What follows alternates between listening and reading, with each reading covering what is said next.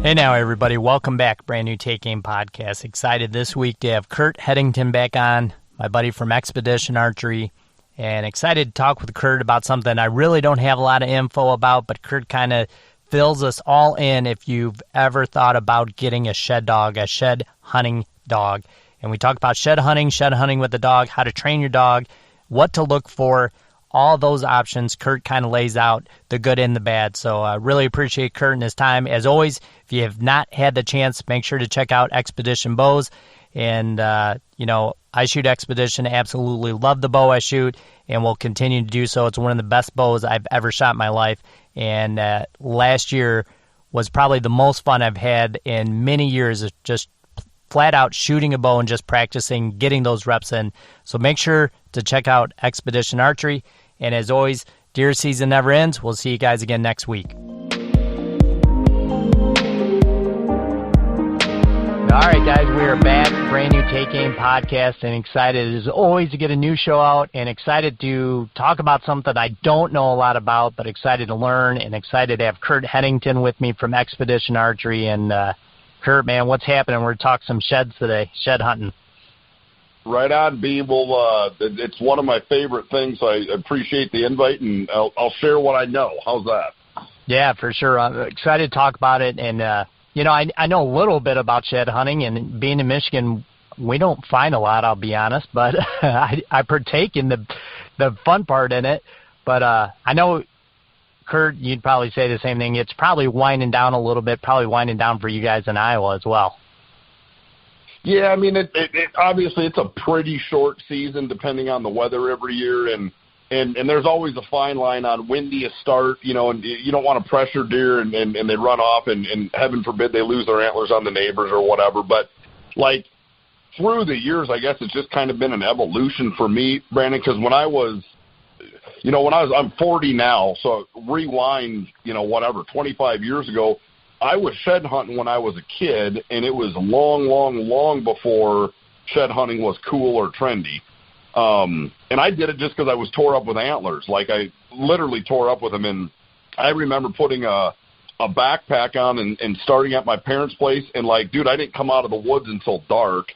And none of the neighbors cared. If anything, they all wanted me to shed hunt because, by and large, most of them were farmers or had farmers on, renting their tillable ground.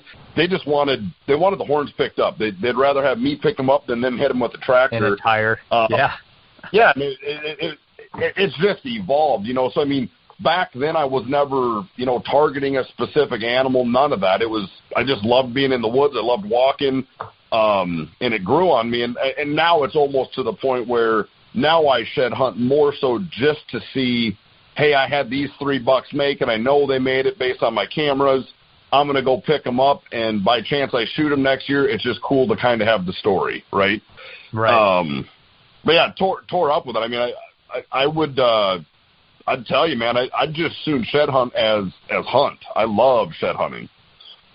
Yeah, it's neat. I can only imagine, kind of getting to the point where, you're going to find some, kind of like maybe on your property, Curt, like your certain bedding areas or certain parts of the property that you're like, hey, we're going to go in this section and find some. It's probably pretty exciting. And I think, probably exciting, like you talking about the memory of being a kid, the unknown, I think that is so cool of just what you might find. And that's one of the coolest things to me about shed hunting. Yeah, and that's it, man. We joke. My wife, gives me a hard time every year because she's like, Curt, all this is like an adult Easter egg hunt. Like that's how she relates it to how excited I get about shed hunting. And it's the same reason I got into, having a dog trained for shed hunting and stuff. I mean, it's just like the next level of it. And like most things we do when you're into it, you just, you keep pouring your heart and soul into it and pushing further. So it's weird when I literally think back. I've sold, thousands of pounds of antlers through the year, and not necessarily for the money, just to get rid of them. Because at some point, if I had every one I've ever picked up, I would literally have a garage full of, little dinky, medium-sized 8-pointer stuff you don't really care about. It's just a shed antler. But the other cool side is, like, through the years, I've picked up some absolute hammers, and now those are almost, like a piece of art in my house, and they all have a story. I remember, it's just like when you kill a deer, you can distinctly tell that story, 15 years later. You remember the day, you remember what the air smelled like. I mean, you're back in the moment. Right. As weird as that sounds, the shed thing is the same. Like big 90-inch shed, like that never leaves your mind on when you put your eyes on it the first time or whatever. So. No, it doesn't. That is really cool. I wish I could say, Curt, I had a shoebox small enough to find all the sheds I've found. Well, I'm not kidding. If you ever want to come to Iowa and go shed hunting, hit me up, dude, because typically I won't step foot in any of my stuff until like late-ish February. And now it's even – and that used to just be my general rule of thumb. And now with cell cameras and stuff, I'll let them run well into March for sure, just because I'm kind of keeping tabs on, am I seeing shed bucks? Is it time to go? Are they still packing? Right. And so, like, it has now got pushed back, I would say, until, basically early March I'll start looking. And then some of it's, what areas get pressured. I mean, like the trespassing things got completely out of hand with shed hunting. And it is what it is at this point. Like I said, now I do it more to find target bucks and kind of build that story or tell that story with the deer than just actually going out to find random sheds. Right. Yeah, for sure. Now, let's set a date, man. Next year I'm coming out and we'll shed hunt a bunch, I know you always try to make it down for the Iowa Deer Classic. I chuckle at that every year because almost every year they put the Classic on like the first weekend in March, and you'd make the argument that's probably the best time to be shed hunting. So I always struggle being at the show versus being in the woods, but it is what it is. They have a big shed contest there that's, golly, I'd have to say it's probably second to nowhere in the country as far as the entries that you get to look at. And I don't know, I just, like I said, man, I'm tore up with sheds. I love them. All right, guys, we're back. Sorry about that. We lost my Wi-Fi connection for 1 second, but somewhere there, Curt, I said that I'll have to come out and shed hunt with you, and I lost you, so let's pick up from there. Yeah, man, all I would say to that is you have an open invite, and like I said, typically it's about the same time as the Iowa Deer Classic, so you want to come in early or stay late, whatever you want to do, brother. Yeah, that would be a good time for sure, so... I wanted to touch on real quick, Curt, like you went back to the cameras. Have you noticed, let's say since you started really using the cameras for that manner, what you did before and what you're doing now, how far a difference of a range is that? Have you noticed year to year that you've pushed that back like several weeks, or does it go kind of year to year just based off what you're seeing on the cameras? Well, the interesting thing is, like, it used to be I always used Valentine's Day or February 14th as kind of my, hey, let's get started shed hunting, right? And in reality, that was early. So when I think back now, I probably may have been doing just as much damage as good, tramping around on the farms or whatever, but my mindset was different back then, too. Like, I was just out shed hunting. I wasn't... it was the big boy Easter egg hunt, and I was hoping just to find a big deer, right? And even before cell cameras, I mean, I've always had cameras running on my plots, but of course you got to go there to check the camera to know what's still packing. So in either case, to answer your question, yeah, I mean, if anything, using cameras more as a trigger on when I start shed hunting, it's probably pushed it back for sure. A couple weeks. I would now argue don't even start until late February or early March because there's still a lot of deer packing in late February. At least on most years, there's a lot of deer packing in February. It seems to be. Yep. Obviously, that changes a lot with the winter and how healthy the deer herd is. But I think overall that's like a perfect rule of thumb. Like you're saying. So you don't want to pressure the deer and just timing-wise seems to be a lot better. So, I know it's not so competitive now, Brandon. Like, I mean, I don't really worry about any of my farms, but at the same time, I mean, trespassing has become a major issue with shed hunting, and I've never, for the love of God, I can't figure out why people trespass to shed hunt because hypothetically they're picking up antlers from deer they're never going to get to hunt. But right. I don't get that either. Well, I say it every time or every year. I say big antlers make people do dumb things, but that's right. It is what it is, man. I would say March-ish, the first part of March is typically prime to start. So yeah, for sure. So, one thing that I have no experience in, Curt, and I know you do, is using a dog to shed hunt. So if you were to compare the two, Curt, before we kind of talk tips and techniques with using a dog, but would you say that has really increased the amount of sheds over the years you found because of using a dog? I'm torn on that, Brandon. I mean, and here's why I say this.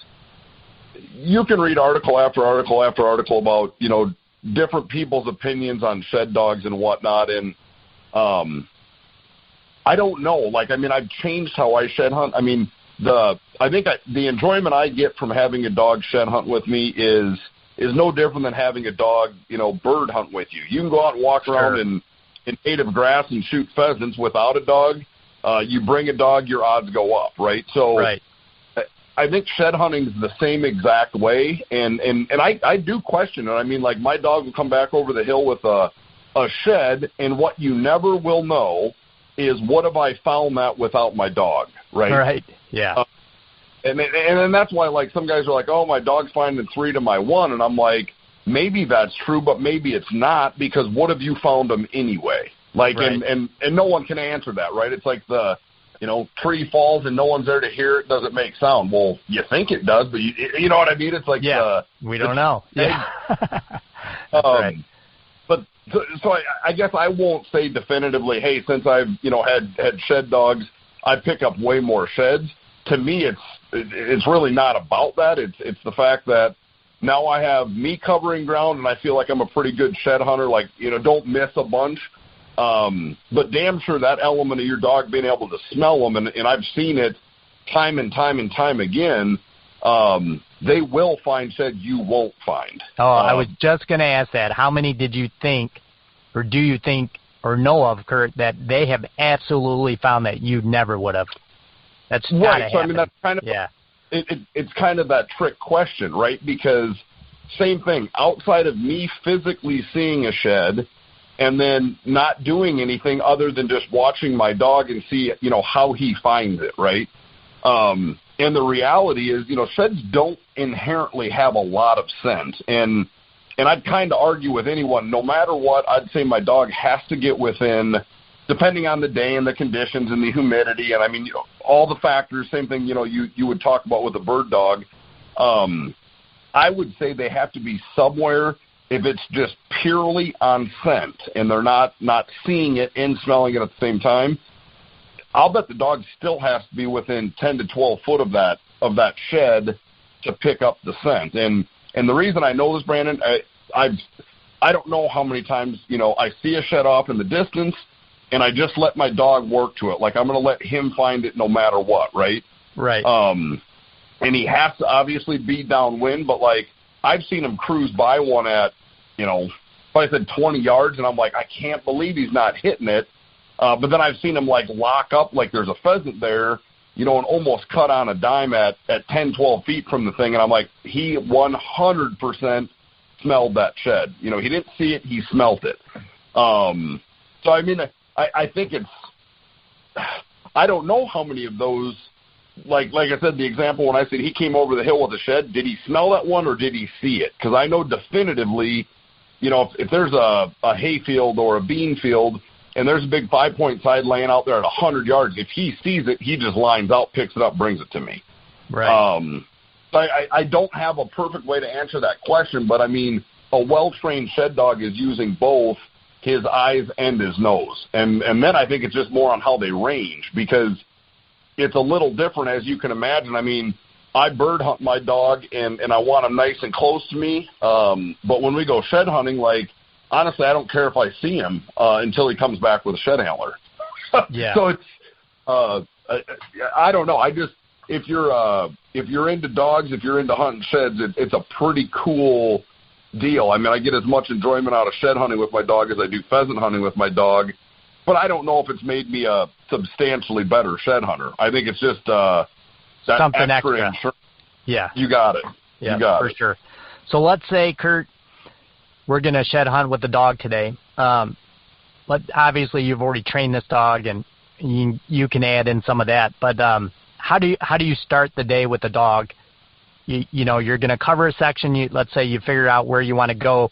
Are you just using the wind on a perfect, like, north to south? I'm just using that as an example. Or do you want it more of a angled type of wind, and you and the dog are walking into it? Which way does kind of that dog like to work better?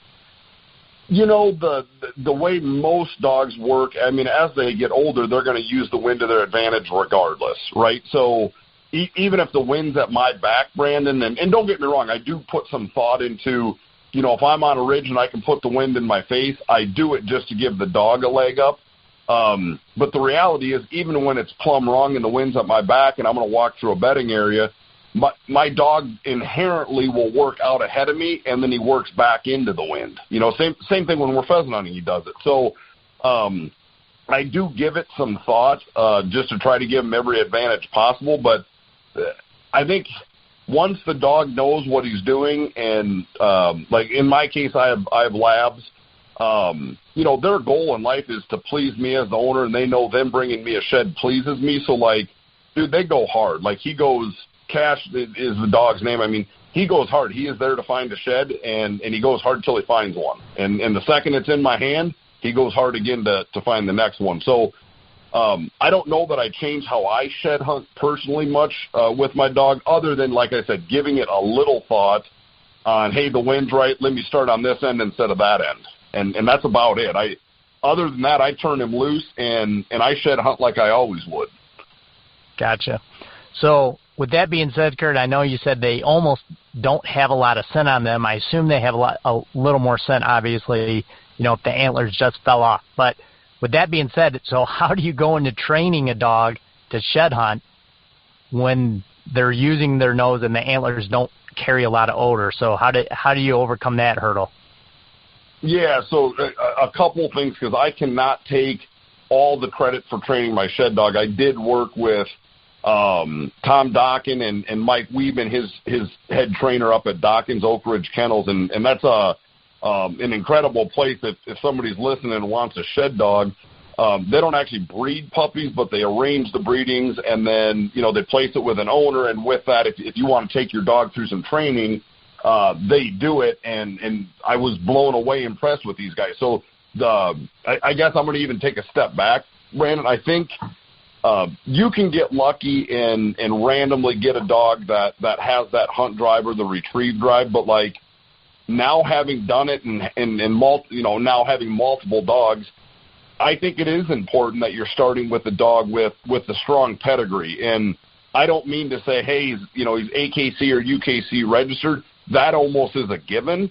But above and beyond that, you actually got to look at their pedigree and realize, wow, he comes from a lineage of dogs that were incredibly trainable.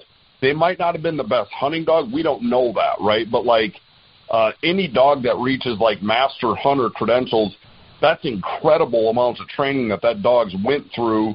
And you almost have to assume the drive's going to be inherent to the dog's DNA, right? So that's very granular, but like in working with a trainer or something like that understands the principles of field trialing your dog and, getting those credentials on their pedigree, it takes a lot, and not every dog can do it. So I would argue if you're going to be serious about trying to train a shed dog, start with a dog that genetically should be programmed to hunt, period. Because I hate to say it, but I think a lot of dogs, are more designer dogs. Like they have been bred for the look and you talk about like Silverlight and any anomaly of the breed.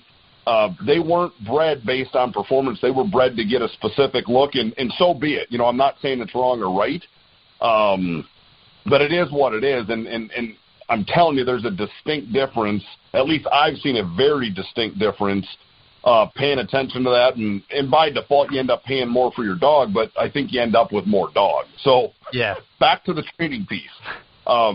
I think I've been blessed to have some good dogs. I mean, I think Cash, my 6-year-old, is is an exceptional specimen. Like, I think he could excel at anything you put in front of him because he's so trainable. But from day one, Dawkins had me go through a regimen of it's like a pressure on, pressure off thing. And I'm like, literally, I picked this puppy up at 7 weeks old or 8 weeks old, whenever you pick him up. And every day it's little things, right? Like, you're holding the dog, you're holding him belly up, so he's on his back and he has to be 100% submissive to you. And if he does, fight it, you just slightly push on his chest. When he calms down, you let up, right? And it starts to program their mind, number one, that you're the boss, and number two, when they do something you don't want them to do, they're going to feel some pressure, right? Right. And I'm telling you, it literally starts from there. And then the next thing is you got to have obedience hardwired into your dog, because without that, they're just going to run and do their thing. They're going to be a dog, right? They're not going to be a working dog. So like the progression's just that. And like at 10 weeks old, these dogs are retrieving, so like I'll be in a hallway with a shed antler, and the only time I let my dogs, like, I don't let my dogs just chew on shed antlers as a toy. When I have a little tiny shed antler out for my puppies when I'm training them, I do it in a hallway, right? So I push the shed down, give them the command, find the bone.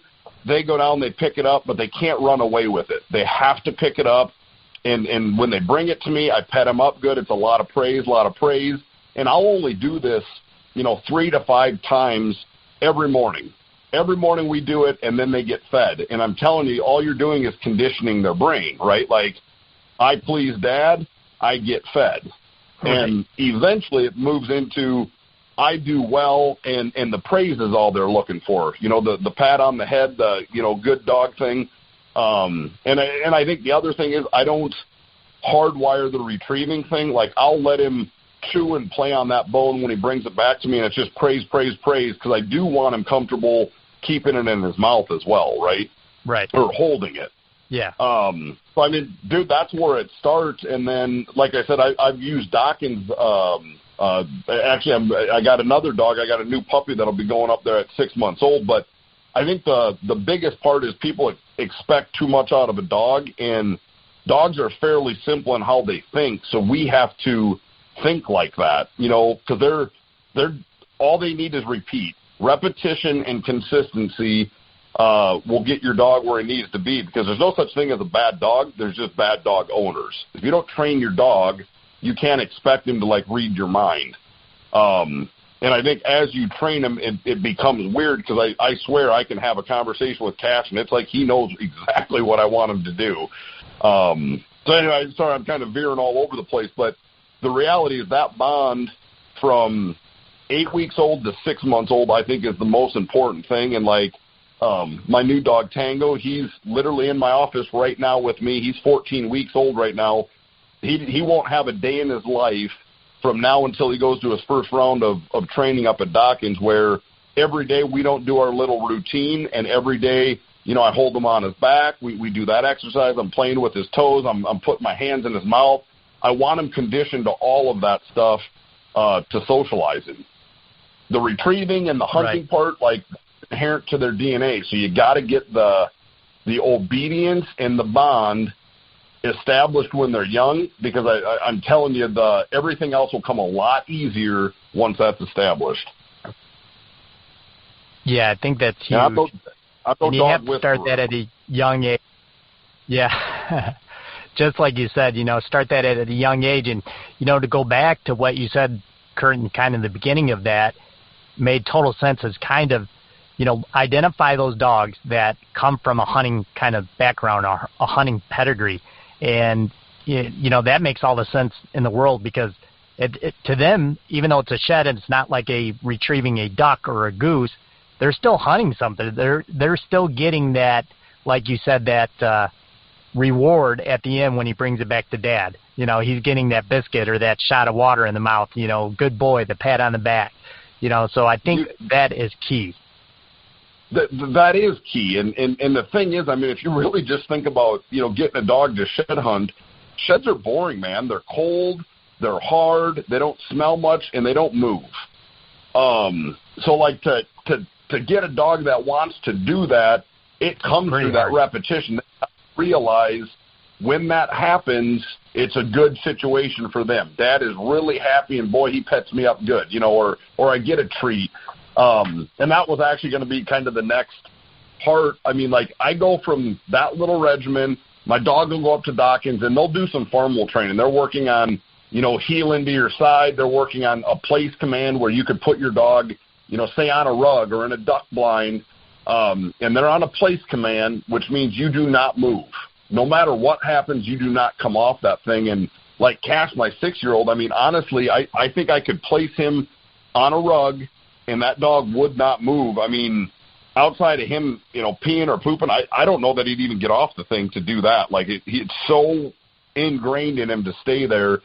It's obedience. And that's why I'm saying if you got a good hunting dog and you want him to pick sheds up, I think it just comes through repetition. And, like, it starts when they're teeny, just on retrieving one, and that's what they learn. Like, hey, when I get to retrieve, it's a shed, and then you progress, right? Like, fast forward to 6 months old or whatever, now it's like hide and seek. So I'll go out and put 4, 5, 6 shed antlers around my yard, and then we're just taking a walk, and I'm watching him, and it's crazy because they will instinctively see one or smell one, pick it up, and they want to bring it to me because that's all they know. Hey, when I see that, if I bring it to Dad, I get praise. And so begins the story. I mean, and the scent thing, you can overcome that. There are some, man-made or, synthetic scents. I personally use one from Dawkins that's called Rack Wax. And when they're little, 6, 8 months old, I lather that thing like you wouldn't believe. I want him to be able to hit that scent cone from 20 yards away. And then as he gets better at the hide-and-seek game, I just keep minimizing it and minimizing it and minimizing it. But I never train without it. So I always want, in training, I always want that shed to smell more than it's potentially going to in the wild. And it's worked for me. It's worked for the dogs I've worked with. I don't know that there's a perfect science to it. Because, I mean, some people would be like, hey, you got to be placing these things in water and letting them sit overnight and then wearing rubber gloves to put them out. And wow. I don't know if all of that's necessary, Brandon, because I've never went to that level. But, I mean, I do get the concept of if my scent is on the shed, that's definitely not going to be the same as a natural shed laying there. So sure. That's why I use so much rack wax, because I think it mimics what they're mimicking with that scent, Brandon, is the actual wax ring that's around the pedicle of that shed. So, like, you pick up a freshie, obviously sometimes the pedicle even still has, like, blood or remnants of blood, but then outside of that where it actually connects to the deer, there's a very light layer, and it's a wax layer. That truly is what has the scent that they're mimicking with like the rack wax. And I'm telling you, it works. That rack wax is obviously so close to that scent. Now I've watched Cass pick up a yearling spike antler on scent because it's dang sure not big enough for him to visually see it. Like wow. Laying in grass or what. Right. So a lot of repetition, Brandon. A lot of repetition to get him. Yeah. Well, it sounds like it. It's like anything. It's work and training and getting to that point. Would you say, Curt? I know you use labs, but have you heard of other breeds that you would be potentially, like interested in, or that other people have had good success with? Yeah, I mean, and we do some competition stuff. I mean, there's a couple organizations like NASDA, the North American Shed Hunting Dog Association. That's one we've competed in the most, but like the UKC has one called the Elite Shed Dog Series. All of those events, and this is going to lead me back to the answer, all of those events are courses with planted sheds, and you're basically running against yourself because it's a time thing, right? Right. But at the same time, you're running against every dog that's there. It's like you're doing it individually to title your dog, but in the same breath, like if you have any competitive juice, which I might have a touch of that, Brandon, every time we go, I'm there to win it. I want my dog to be the fastest dog. And I would say from my experience, 90% plus of these guys, competing in these shed contests are running labs. But I've seen German short hair pointers. I've seen, different versions of wire hair pointers, whether they're a Griffin or a Drothauer, golden retrievers. I got a buddy with a golden retriever that's an excellent shed dog. I think realistically almost any of the bird dogs by default could be a shed dog. I think labs are the most prevalent because I truly believe labs have the strongest retrieve in them, right? Like there's a reason they're a Labrador retriever. They might not have the best nose, but 100% you'll blow your shoulder out before that dog, wants to quit bringing you something back, just that retrieve instinct. And so, yeah, I mean, I don't think it's limited to labs by any matter. I think labs are probably the most natural dog to use in that environment just because they want to retrieve. Sure. So, yeah.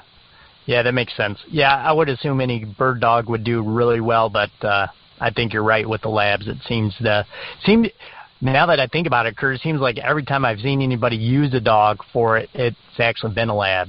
So there's got to be something to that. I would just argue, I mean, I think it almost by default, because most guys that are doing the shed dog, they're using a lab. So almost by default, they're the ones that, seem to be at the top of the podium or winning the world championships and stuff.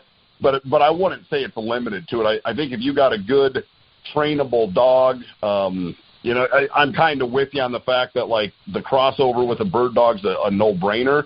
But in the same breath, like, I've seen, I've hunted behind plenty of pointers that will find and point a bird, but they almost don't even care about the retrieve. And I think labs are the opposite. I think when they're bird hunting and they find a bird, the only reason they want to flush that bird is because they know they're going to get to retrieve it. It's less about finding it, more about the retrieve with a lab.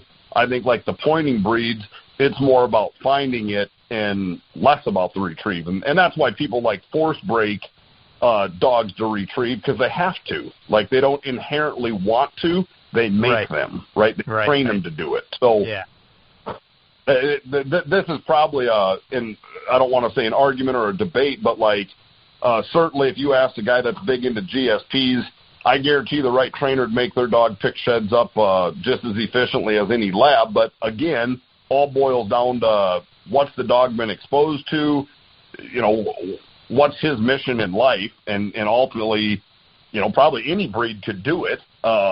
But it's an opinion thing. It's why I'm a lab guy. So yeah, for sure.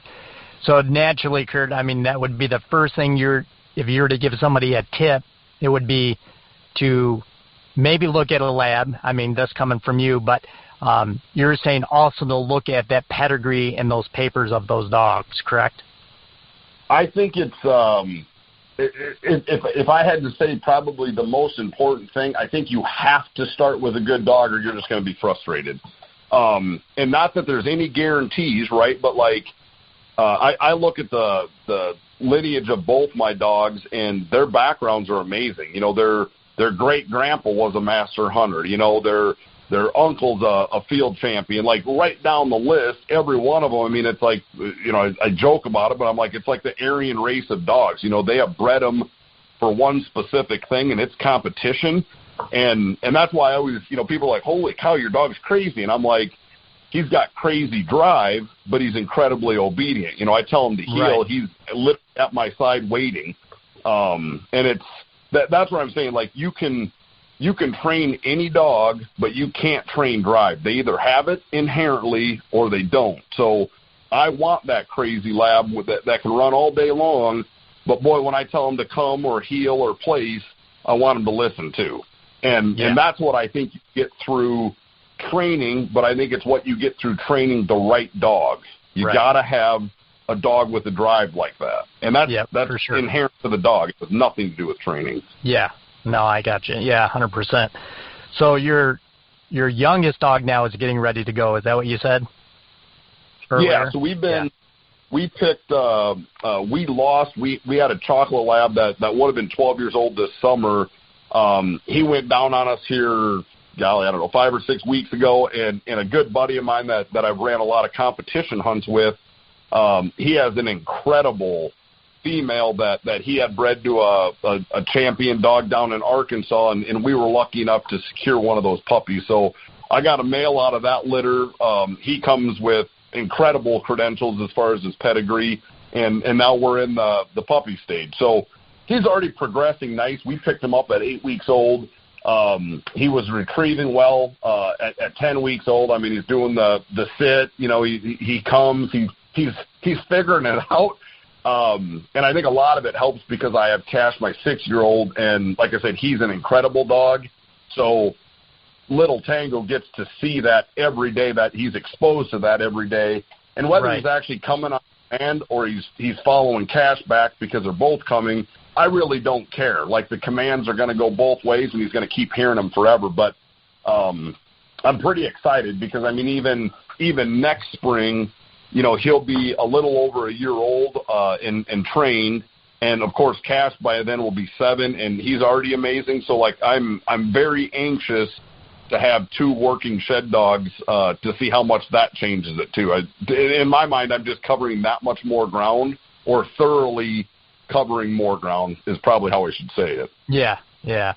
I'm sure that that's going to be pretty neat. I would assume Tango, just by, you know, even coincidence, just by hanging out with him, is going to just, you know, naturally kind of pick up and inherit some of those things Cash does, and I think that would be really neat to see. Yeah, I think the key to it, of course, is I won't have him, like, I'll do all of Tango's training, you know, post-Dawkins, I'll do all of Tango's training individual to Tango, right? Like, Cash won't even be in the equation because I don't want Cash to beat Tango at the game. I want Tango to realize that, gosh, I can do this and I'm good at this, with the goal that, you know, eventually they will compete. You know, it's no different than putting 2 bird dogs in the field. The goal is that they're not worried about the other dog. They're worried about, you know, getting to the bird first, or retrieving the bird first, or whatever. And I think that'll come inherently. But it'll be fun to see how Tango does progress through training, because, I mean, I very vividly remember different days with Cash where I'm like, wow, you know, he totally gets it. Like, you know, he wants to do this. He's going hard. And like I said, in my opinion, it starts at 8 weeks. That phase from 8 weeks or 2 months to 6 months is the most important time in that dog's life. Like, that's where you have to get that foundation put in them, because from there, boy, you can just train them up to do amazing things. Yeah, I'm sure. I bet you it's super neat. You know, it's nice to have that, you know, dog-pet relationship, but it's kind of extra, you know, when you're doing something like that. Or I would assume it's the same kind of relationship, you know, a duck hunter has with his dog. But, you know, I assume the dogs as well, Curt, kind of like your little jog or ride over to the farm, you know, kind of get the drift of what's going on, and they get excited, and all of that's probably just super neat to watch. They 100% know when we're going hunting. Like, and it's different commands, so I use different commands with Cash when we're shed hunting versus when we're bird hunting. But I'm telling you, I think he's even connected the fact, if I put my orange on, you know, if I'm holding a gun, he knows we're bird hunting. Like, I wouldn't even have to tell him. Yeah. And vice versa. You know, if I'm putting my you know, my gaiters on to go tramping through the snow and stuff, but I don't have orange on, and his collar goes on him, it's like a switch kind of goes off in their mind. And I'm telling you, that conditioning is just through repetition, right? And they figure it out. So having a shed dog's super cool. And I think, Brandon, you just said it, like, you know, everybody's got a story that duck hunts or pheasant hunts. Everybody's had that special dog. I think the key is, you know, how many of those special dogs can you have, you know, during your active hunting career? Because, boy, to me, it's probably the coolest thing outside of having kids or whatever, and that bond. Having a good working dog's as cool as it gets. Yeah, that's cool. Yeah, and, you know, I mean, that's one of the reasons I thought this would be such a cool show, is it's a whole world to a lot of people that aren't exposed to having a shed dog, or even ever thought of, you know, potentially shed hunting this way. But a lot of it, you know, I just thought was neat that I knew you would be able to express really well just the kinship between, you know, a dog and his owner, and doing it the right way. So, you know, I'm glad you talked about that quite a bit. Yeah, and then that's what I'm saying. Like, I don't want to paint a picture to anyone that you train a shed dog and, oh my gosh, you're going to find sheds more than you've ever found. Maybe it will happen that way, but like the reality is shed season's short. And if like you said it, Brandon, you started the podcast saying, yeah, man, like we don't pick many up in Michigan, so you could have the best shed dog in the world, but dude, if you're on a 200-acre farm and there's no sheds there, he's not going to find one either. Yeah, it's not going to help. So yeah, for sure. Yeah. It is what it is, but I mean, I got buddies that travel into Canada and stuff to hunt their dogs, and it's less about the antlers and more about the fact that they're hunting their dog, right? Right. But you got to give your dog opportunities to pick sheds up. So who cares? Maybe it's you always planting them. That's still cool for your dog. It's going to be cool for you as a dog owner to watch your dog, achieve and do great things. But it is neat, boy. I'll tell you, if anyone listening does train a dog or have a dog trained, the first time your dog brings you a wild shed, like I said, I always use he comes over the hill with a shed in his mouth. I mean, boy, you'll be be the happiest guy. Yeah. Yeah, for sure, man. Yeah, that's super cool. Yeah. Thanks for sharing all that, Curt. If somebody was to, again, say, this is something I want to do, Curt, do you have a spot they should go to maybe start to look for a dog? I mean, do you have any advice for that?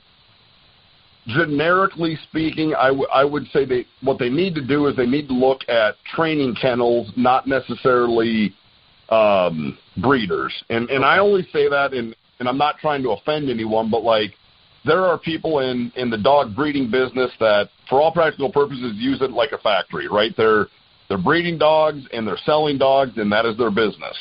Dawkins, like my trainer that I use, they don't breed dogs. They don't whelp puppies. They arrange it, and they're arranging litters with incredible dogs with the thought that these dogs are going to become working dogs. And whether that's a duck dog, a pheasant dog, a shed dog, they're trying to start with that next level of intelligence and trainability in that dog.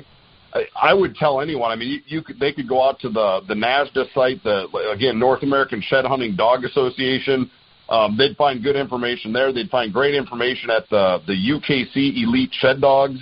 All of this stuff, and there's a bazillion forums out on Facebook and Instagram and social media in general. This, like most things in hunting, there is a community of people that are very like-minded. They're all doing it. And you could very easily get to the right people. I mean, there's lots of good trainers, and that's why I'm saying I personally like Dawkins, but like every state, every county, somebody's got a good dog trainer. It's just a matter of connecting the two. So I guess what I'd recommend, if you're serious about it, be serious about finding the right dog first, and then be serious about potentially working with the right trainer. Or if you're going to do all the training, dang sure give yourself the leg up by starting with a dog that inherently should be able to do it. Yeah, that makes a lot of sense for sure. Yeah, I totally agree with that. That makes a ton of sense, and I think you'd be so much further ahead. And that's kind of spot on about the breeders. There's that's a whole different world for sure.